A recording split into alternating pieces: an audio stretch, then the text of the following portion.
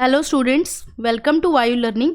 आज की क्लास में हम कुछ जेनेटिक डिसऑर्डर्स डिस्कस करेंगे, जिसमें आज हम पढ़ेंगे क्रोमोसोमल डिसऑर्डर्स। तो क्रोमोसोमल डिसऑर्डर्स क्या होते हैं? जब क्रोमोसोम का जो नंबर होता है उसके अंदर चेंजेस आ जाते हैं, या तो कुछ कम हो जाएंगे या फिर कुछ ज़्यादा हो जाएंगे।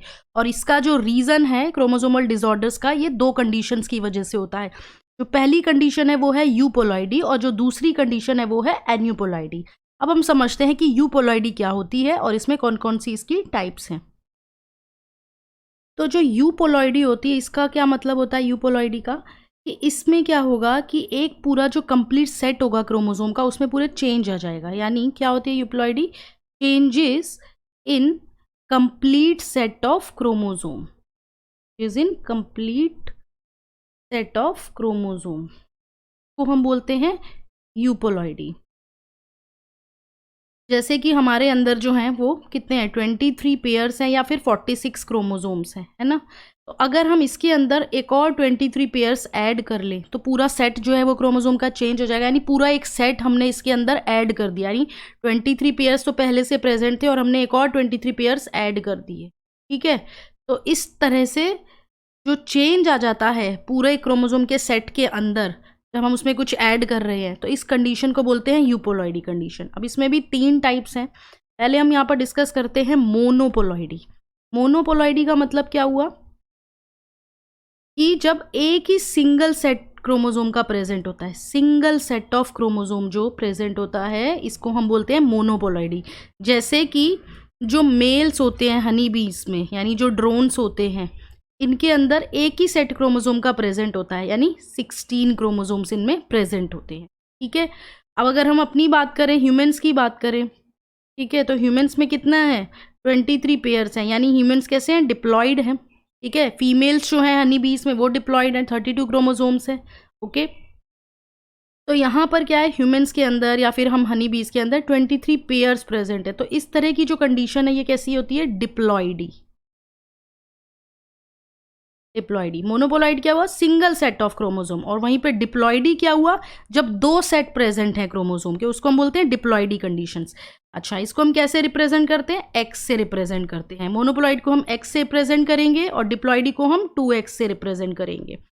तीसरी कंडीशन आती है पॉलीपोलॉइडी। पॉलीपोलॉइडी क्या हुआ कि more than 2 set of chromosome जिन ऑर्गेनिजम्स में प्रेजेंट होंगे, उन ऑर्गेनिजम्स को हम बोलेंगे पॉलीपोलॉइड, और इस प्रोसेस को बोलेंगे पॉलीपोलॉइडी। जैसे 3x 4x condition, 5x 6x, ठीक है। इस तरह से जो है क्रोमोसोम का एक एक सेट एक्स्ट्रा प्रेजेंट हो जाएगा। यानी कि मान लो 23 पेयर्स प्रेजेंट थे एक, फिर हमने उसमें एक और 23 पेयर ऐड किया तो डिप्लॉयड बन गया। एक और 23 पेयर ऐड किया तो कैसा बन गया, ट्रिप्लॉयड। एक और ऐड कर लेंगे तो कैसा बनेगा, टेट्रापोलॉइड बन जाएगा। इस तरह से क्या हो रहा है, लगातार एक सेट हम ऐड करते जा रहे हैं, तो क्रोमोसोम के सेट में पूरी तरह से चेंज आता जा रहा है। मोर देन जब 2 सेट ऑफ क्रोमोसोम प्रेजेंट होंगे तो उस कंडीशन को हम बोलेंगे पॉलीपोलॉइडी। पॉलीपोलॉइड का एग्जांपल क्या है, जैसे वीट जो है, वीट जो है वो कैसा है, हेक्सापोलॉइड है, ठीक है। तो ये पॉलीपोलॉइड के अंदर आ जाता है। तो अब यूपोलॉइडी के बाद हम बात करते हैं एन्यूपोलॉइडी। तो एन्यूपोलॉइडी में क्या हो रहा है कि या तो यहाँ पर कोई क्रोमोसोम जो है वो ऐड हो जाएगा, या फिर कोई क्रोमोसोम जो है वो मिस हो जाएगा, यानी कम हो जाएगा, ठीक है। उस बेसिस पे जो हमारी एन्यूपोलॉइडी होती है वो 2 टाइप की होती है। एक होती है हाइपोपोलॉइडी, दूसरी होती है हाइपरपोलॉइडी।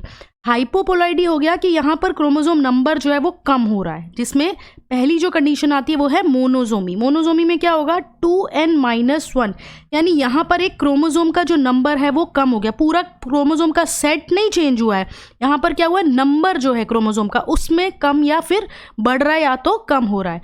तो मोनोजोमी में क्या हो रहा है, एक क्रोमोसोम जो है वो कम हो गया।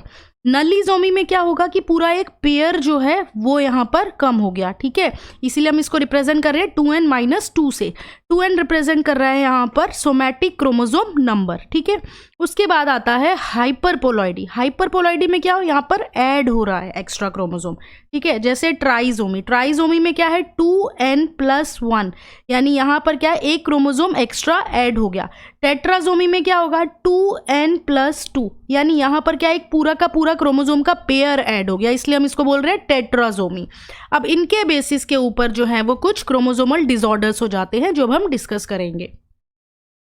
क्रोमोसोमल डिसऑर्डर में हम सबसे पहले बात करेंगे डाउन सिंड्रोम। तो डाउन सिंड्रोम जो है वो क्या है, एन्यूपोलॉइडी का ही केस है, ओके। अब इसको सबसे पहले किसने डिस्क्राइब किया था? लैंगडॉन डाउन ने 1866 में। क्या रीज़न है इसका? एक एडिशनल कॉपी प्रेजेंट है किसमें? क्रोमोसोम नंबर 21 पे, यानी यहाँ पर 3 बार क्रोमोसोम नंबर 21 प्रेजेंट है, इस वजह से जो है ये डिसऑर्डर हो जाता है।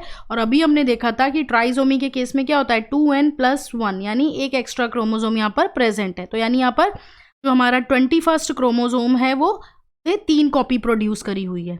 अब इस तरह का जो इंडिविजुअल होगा उसके अंदर क्या फीचर्स होंगे कि उसकी जो हाइट होगी वो छोटी होगी, हेड जो है वो स्मॉल होगा, टंग जो है वो बाहर की तरफ निकली हुई होगी, ओके, जो लिप होगा वो भी कैसा होगा? बाहर की तरफ आएगा, ठीक है। माउथ जो है वो पार्शली ओपन होगा, और पाम जो है वो ब्रॉड होगा, और उसमें पाम क्रीज हमें डिप्रेशन फोल्ड्स बहुत ज़्यादा देखने को मिलेंगे, और मेंटल रिटार्डेशन जो है वो इस पर्सन में हमें देखने को मिलेगी, जिसको भी ये डाउन सिंड्रोम होगा। तो नेक्स्ट जो डिसऑर्डर है वो है क्लाइनफेल्टर सिंड्रोम। तो क्लाइनफेल्टर सिंड्रोम कैसे होगा कि जब फीमेल से दोनों एक्स आ जाएंगे और मेल से जो है वो वाई आएगा, ठीक है, या फिर फीमेल से एक नॉर्मल एक्स आएगा और मेल से एक्स वाई दोनों आ जाएंगे। तो इस केस में जो इंडिविजुअल होगा वो कैसा बनेगा? डबल एक्स और वाई, ठीक है। अब यहाँ पर क्या है, हमें एक एक्स्ट्रा एक्स क्रोमोसोम देखने को मिल रहा है। तो 46 क्रोमोसोम यहाँ पे प्रेजेंट नहीं होंगे, कितने होंगे? 47 क्रोमोसोम्स यहाँ पर प्रेजेंट होंगे, ठीक है। तो यहाँ पर बॉडी किसकी बननी थी? मेल की ही बॉडी, पूरा एक नॉर्मल मेल बनना था, but due to the presence of additional X chromosome यहाँ पर क्या होंगे? जो मेल्स बनेंगे वो कैसे होंगे? स्टराइल होंगे, स्टराइल मेल्स होंगे, ठीक है। तो ये डिसऑर्डर क्या हो रहा है? यहाँ पर एक एडिशनल कॉपी है एक्स क्रोमोसोम की वजह से, जिसकी वजह से यहाँ पे 47 क्रोमोसोम है और कंडीशन है XXY, ठीक है। यहाँ पर जो इंडिविजुअल्स हैं उनके कैसे कैरेक्टरिस्टिक्स होंगे? टॉल होंगे, उनके सेकेंडरी सेक्सुअल कैरेक्टरिस्टिक्स डिले हो जाएंगे, फंक्शनलेस टेस्टिस होंगे, और वो इनफर्टाइल होंगे। अच्छा, और क्या होगा? इनका जो ओवरऑल जो है वो मैस्कुलिन डेवलपमेंट रहेगा, लेकिन कुछ फेमिनिन कैरेक्टरिस्टिक्स इसमें एक्सप्रेस होंगे, जैसे ब्रेस्ट का डेवलपमेंट है, वॉइस जो होगी वो थोड़ी थोड़ी फीमेल्स के टाइप की होगी। तो इस तरह की कंडीशन जो है वो हमें देखने को मिलेंगी, और यहाँ पर ये जो इंडिविजुअल होगा ये कैसा होगा? Mentally retarded. नेक्स्ट डिसऑर्डर जो है वो है टर्नर सिंड्रोम। टर्नर सिंड्रोम में क्या होगा कि एक एक्स क्रोमोसोम जो है वो मिस होगा यहाँ पर, ठीक है, यानी सिर्फ एक ही एक्स क्रोमोसोम प्रेजेंट है, दूसरा एक्स प्रेजेंट नहीं होगा। तो यहाँ पर जो क्रोमोसोम नंबर होगा वो कैसा होगा? 45 क्रोमोसोम नंबर्स प्रेजेंट होंगे। और जो ऑर्गेनिजम्स होंगे वो किन में होंगी? ये फीमेल्स, जो ऑर्गेनिजम्स होंगी वो फीमेल्स होंगी, और ये फीमेल्स कैसी होंगी? स्टराइल होंगी, यानी यहाँ पे क्या होगा? वो ओव्यूलेशन नहीं कर पाएंगी, यानी इनके अंदर मेंस्ट्रुअल साइकिल नहीं होगी, ओके। और इनके जो ऑर्गन्स है, सेकेंडरी सेक्सुअल कैरेक्टरिस्टिक्स हैं, वो भी इनके अंदर डेवलप नहीं होंगे। ओवरीज इनकी कैसी होंगी? रूडिमेंट्री ओवरीज इनमें प्रेजेंट होंगी। इनकी जो हाइट है वो शॉर्ट होगी, इनकी नेक जो है वो भी शॉर्ट होगी, और जो इनके अंदर हेयरिंग इम्पेयरमेंट है ये भी हमें इनमें देखने को मिलेगा। ये सारे फीचर्स जो हैं वो ये टर्नर सिंड्रोम वाली फीमेल्स में होगा। तो ये थे क्रोमोसोमल डिसऑर्डर। नेक्स्ट क्लास में हम डिस्कस करेंगे मेंडेलियन डिसऑर्डर्स।